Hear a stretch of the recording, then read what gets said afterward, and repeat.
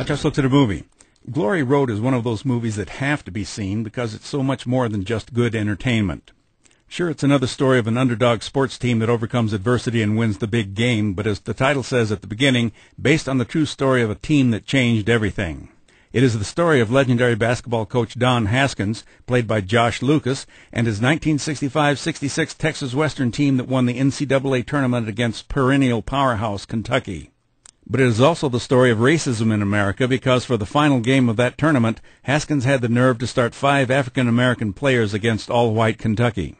You see, as hard as it is to imagine today, at that time there were no black players at all in the Southeastern, Atlantic Coast, and Southwest conferences, and the unwritten rule for teams that did have black players was you could play 1 at home, 2 on the road, and 3 if the team was behind. But Haskins, who had coached only high school girls before being hired by Texas Western, now known as the University of Texas El Paso, says, "If you want to win, you've got to recruit. That's how the big boys do it."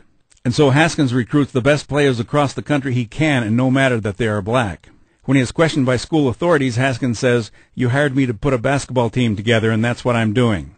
But then Haskins is told, no, he was hired to ride herd in the men's dormitory where he and his family have to live, and yet when the team starts winning games, Haskins doesn't hear so many concerns anymore. At least at home, but on the road is a different story, and we see how the whole team pulls together to stay focused on the game.